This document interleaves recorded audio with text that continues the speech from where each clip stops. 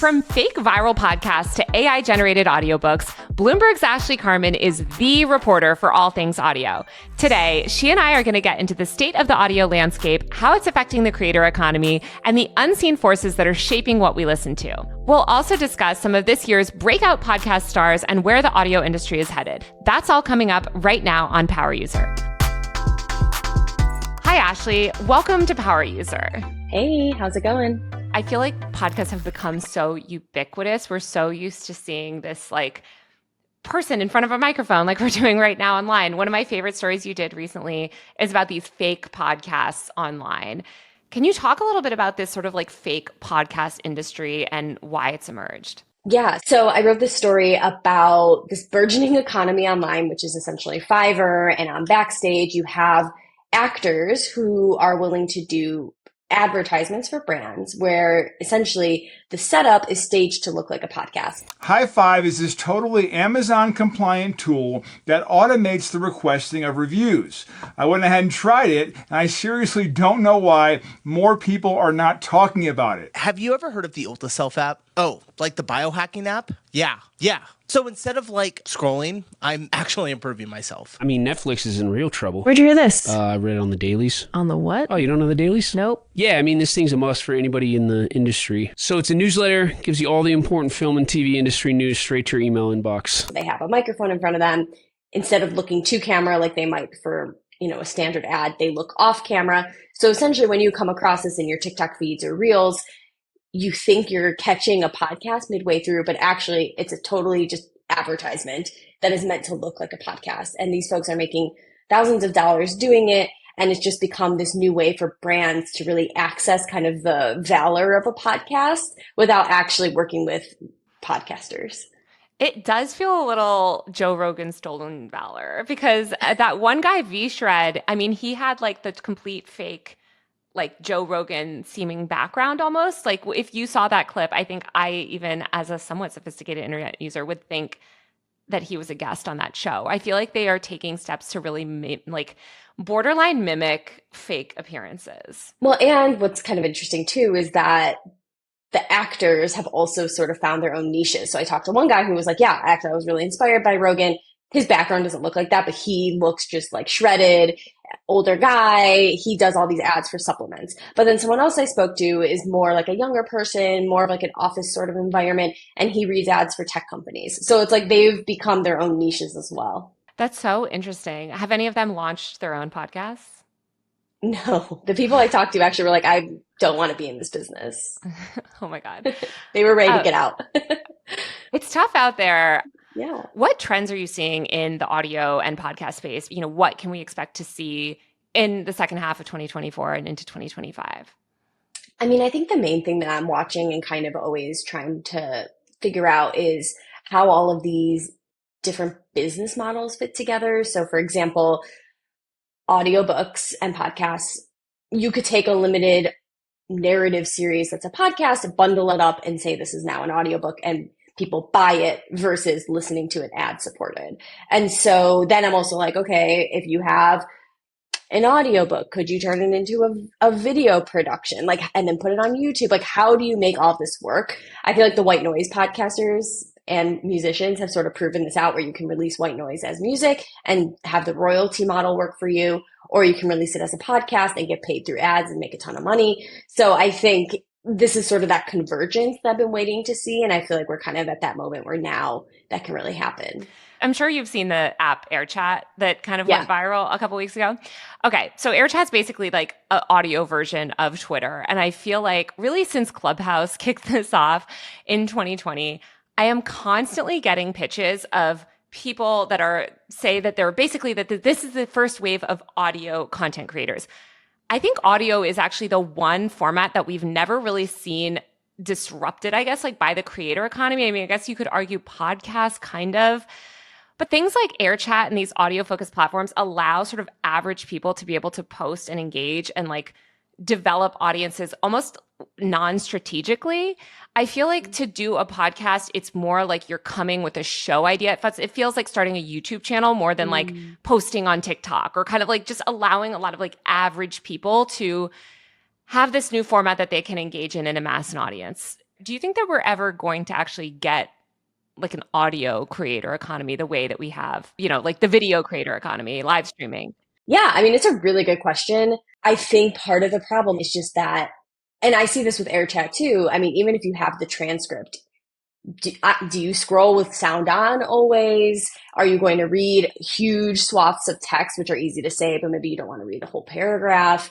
I think it's just a very tricky medium to also, for algorithms to also really do a good job of curating. And that's why the video part of this has become so important to podcasting, because they're like, we can't reach people just with our audio. Like no one necessarily wants to listen to a mini clip or whatever on Twitter. It's like very hard to get sound bites to go viral. It is. And there was this great piece, I think it was written like 10 years ago, about like, why does audio never go viral? And I think it's because there's not that visual component. I mean, there's like viral clips and sound bites, but you're right. It feels like audio will always just be a feature on social media apps and never like the focus of a standalone app. You could argue audio, like Spotify is probably an audio focused app, right? Like, but it's mostly about music and podcasts. What do you think of TikTok audio? So a specific audio clip that people use across TikTok as a meme. That's actually true. That's probably an example of audios going viral, actually, but it's more like as a background for video. You still need that video aspect of it to make the content shareable and to make it interesting. And I think that it's like those things working together that function the best. It's funny. I was doing a podcast yesterday, which is a big podcast that my friend does. And, she was saying, I promise I will never do video, because she was saying that the way that people listen to you when they watch you is so different than the way that they listen to you when they're not seeing your face. How do you think that the growth of video in the podcasting era has changed the way that people relate to podcasters? Do you think it's strengthening or weakening the bonds? Wow.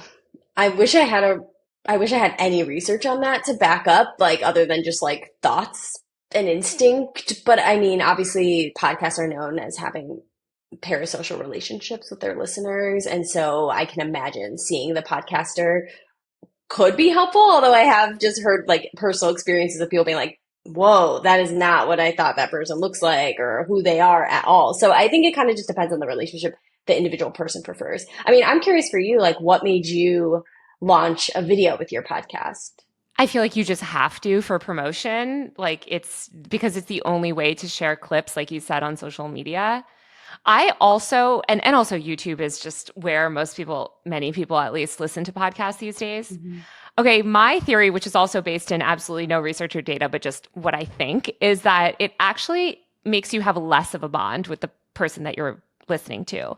I think that when you are watching someone, you're almost so distracted and you're taking in all of these inputs and you're not really like in your head the same way as when you're just listening to someone's voice, and it almost gives you more space to like really process what they're saying and listen.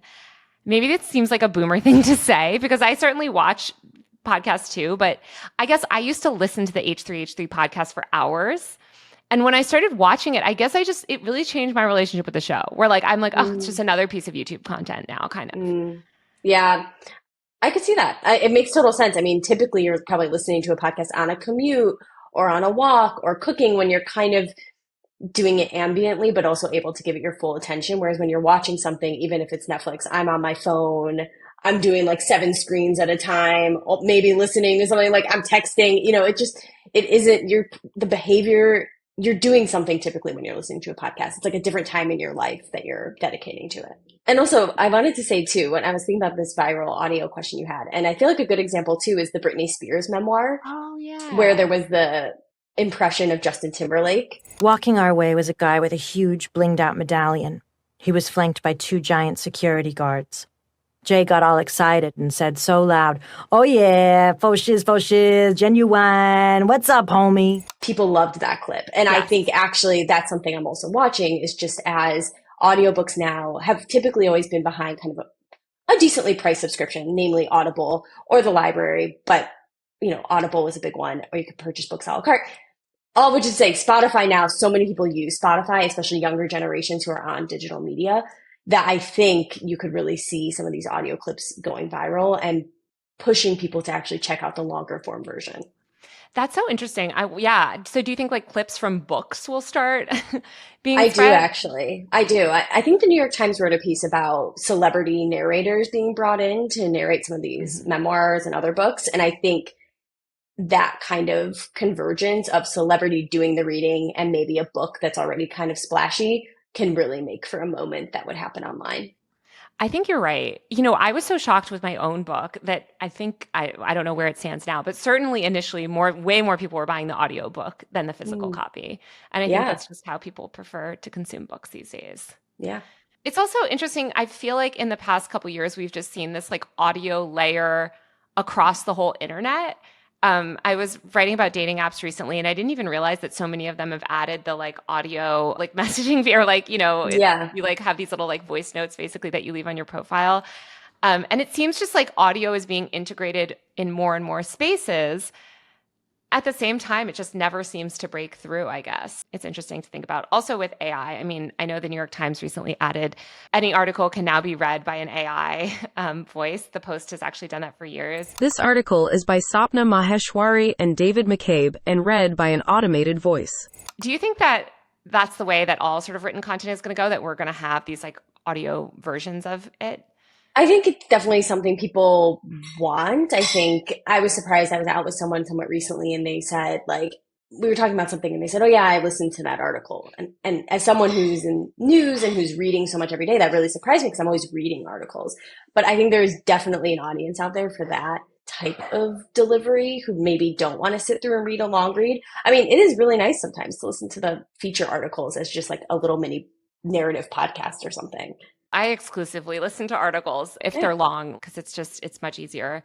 So, Amazon introduced a tool that allows authors to create these AI generated audiobook versions of their work. It's been used already 40,000 times. Honestly, that seems like something that should have existed years ago to me. This title is narrated with virtual voice. Computer-generated narration for audiobooks. Well, audiobook listeners, I wrote a little bit about the user reaction, and they've been pretty upset because for them, it's more of a filtering question. Like they want to be able to filter out AI narrated books because if you're a power listener and you really prefer to hear whoever narrating a book, it's maybe preferable to you than an AI generated voice. So I think this became more of a question around product and like how do you handle an influx of AI generated voiced content and make your listener base actually happy about it. Yeah, I think right now AI is at this place where it's probably a worse user experience to listen to some of these books that have the AI generated versions. But I kind of imagine or at least hope for a future where we can just choose the version, like almost how you can choose, what Siri voice you get, where like you can choose who's reading. I know when I was picking the voice actor that was reading my book, because I only got to read the intro of my book, I kind of wished I could have all of them. Like I feel like some people prefer this type of reader, some people prefer another. So I hope as AI gets better, we can just give everyone the choice. I would not be surprised if that happens. Like, I feel like that will happen someday. My genius idea for the publishing industry is they should let you buy an audiobook, but they should send you like a dummy book that you can still post on Instagram and hold up, just for I love promotion. it. All right. So Spotify stock is up. Investors love them. All these layoffs and cutbacks that they recently did from a business perspective seem to be working. How influential is Spotify compared to other apps like YouTube, Apple, these other podcasting apps? I feel like they made this huge push into podcasting. Has it been successful for them? Yeah, it kind of depends on what you define success as, but there was research this week that claims that Spotify is the number one podcasting app now, surpassing Apple Podcasts. So in that sense, if that data is trusted, then totally, like people are using Spotify to listen to podcasts and they've expanded the reach of podcasts. Was their acquisition strategy successful? Like they bought all these podcast networks, Gimlet Media, Parcast, The Ringer. I mean, they really gutted Gimlet Media and Parcast and cut a ton of shows. So I'm sure the producers there would say that in that sense, it definitely was not successful. There was this time in Spotify history a couple years ago, I feel like, where they were giving all influencers were doing podcasts. I feel like a lot of them have flopped. How would you sort of summarize the state of the influencer podcast market right now? I think that boom you were sort of talking about, whether it was Spotify, but also lots of companies pursued, especially during the pandemic / a little mid-pandemic-y, were pursuing TikTok creators and saying, okay, they are super popular on TikTok. Let's just give them a podcast and do this thing. But that didn't totally take advantage of the reason they were really popular, which is video. And so now I think we're seeing a bit more strategizing where, yes, certain influencers can hold a conversation for 30 minutes or whatever it's going to be for their podcast. Certain people have really interesting perspectives, but a lot of the time now it's going to incorporate video, and they're going to be a lot smarter about who they're working with. Because some of the biggest podcasts are YouTuber hosted or TikToker hosted. Like, I'm very interested in what Alex Cooper is building with Alex Earl as one of her stars. So it is interesting. I also see this trend, and I'm curious what your thoughts are on it, of reality stars launching podcasts. As a huge Vanderpump Rules stan, every single one of them has launched a podcast. It seems like every time a character or controversy blows up, you have the person, it's almost become expected now of like, all right, let's launch the podcast. Let's get everyone talking. They all interview each other. Can you talk about that? And is that something that you think that these networks might start to co-opt or compete with? I mean, I'm surprised that like Bravo, for instance, doesn't seem to have a stake in any of these shows. Yeah, I don't know exactly how the business side of that works, but I've certainly seen the trend. And I think it's sort of like sports where it happens live or like it airs a specific time, and it's the type of content that you're like, I need to talk about this with someone and I need to parse it. And like, why did they do this? What happened here? So that is like that live connection that really makes it something that does well on a podcast. So I'm not surprised it happened. I think there are certainly leading voices that are now coming through and kind of establishing themselves as the person to come to for that reality show interview. Yeah. Well, Nick Viall, I feel like is. Yeah. Nick has definitely been the one. To be the villain on The Bachelor, all it takes is a big personality, a willingness to, be unapologetically yourself and not shy away from conflict or drama, which we saw from Rhea this season. One other question about Spotify and just the podcast charts. It seems like it's so difficult for new podcast stars to emerge and really break into this like top group. Like every time I look at the podcast, like top charts, it's like all of the main sort of expected people, and they're all huge now. Are you seeing any interesting new podcasts by interesting personalities that have been getting traction? And do you think the discovery mechanisms are there enough to really have these platforms make a star? Or do you think Spotify will always be sort of like acquiring podcasts that blew up in 2018? Well, if Spotify itself can make a star, I think that's an open question. But I think if all of the tools are working together, people can break through. I mean, you might classify her differently, but Bobby Altoff, who does have a podcast and obviously also was on TikTok first, but like she has this long form podcast, the video version. I think she was really a big name that sprung up this past year where kind of came out of nowhere for many people. And those podcast charts do change. Like Theo Von has been around for a long time, but he wasn't at the top of the charts. Okay, wait, we have to discuss Theo Von. I am so interested in what you think of him. He also, I feel like you're right. He's one that sort of came out of nowhere for me. I know that he's a popular comedian and his show had been growing for a while, but lately, at least in the content creator industry, he is all anybody can talk about. I lost a spelling bee to a pregnant girl. Do you remember the word? Yep, inconvenience. People are obsessed with this man and his show. What is his special sauce, and what do you think makes him so compelling? I don't listen to his show very often, so I don't really have like a strong perspective on it. But I think The Atlantic wrote a story about him recently where they kind of put it as he's authentic. He sort of keeps you on your toes. Like you don't know where he's really going to go with things. And they also pointed out that he has like a spirituality about him, which is kind of interesting and funny. I mean, I think comedians always do well in podcasts, but also he has been around for a long time. Like I think he's been building a fan base. It isn't like Bobby Altoff, who was on TikTok, but still like she was slowly building this fan base on one platform. I feel like he has been working the comedy scene for years. He was on TV. Like he's been building this fan base that now has just sort of been activated. I definitely feel like, and you're right, that he's been putting in the work for years and he's been a comedian for years and he's worked hard.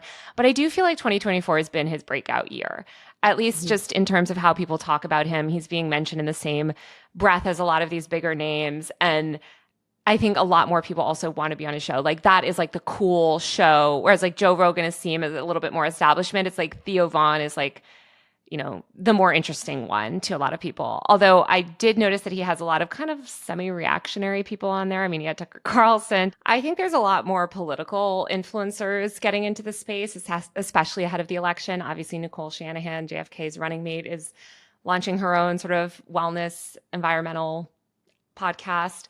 I'm kind of surprised. There was this woman that blew up a couple months ago on TikTok, Risa Tisa. She did this like 50-part audio series on TikTok where she basically told the story of this disastrous relationship she was in. I found myself listening to that entire thing on TikTok and almost like it was a podcast. You will notice in this story, I called it the United Nations of red flags. It is so many red flags that, you would have thought I was colorblind because I ignored all of them. And then, of course, tons of people have tried to replicate it. I think some successfully. What do you think TikTok's future is? And, do you think that it will be moving into the podcast market anytime soon? TikTok did briefly seem to be moving into the podcast market, but then they backed away from it. So I'm not entirely sure why they seemingly backed away from it, but for sure clips are going to be a thing, and it's obviously on there and exists already. So I think TikTok plays a role. I just don't know if long form necessarily plays there. Honestly, I'd be curious to hear your perspective if you think so. It's like long form, short form. It has to be many, many, many short form, like pieces mini of chapters. Content, yes, that are strung together in long form. But the individual pieces of content can't be too long form. Right. Thanks so much, Ashley. All right, that's the show. You can watch full episodes of Power User on my YouTube channel at Taylor Lorenz. Power User is produced by Travis Larchuk and Jelani Carter. It's mixed and mastered by Brandon McFarland. Our video producer is Brandon Kiefer. Our executive producers are Zach Mack and Nishat Kurwa. Power User is part of the Vox Media Podcast Network. If you like the show, give us a rating and review on Apple Podcasts, Spotify, or wherever you listen. We'll be back next week with another episode of Power User. See you then.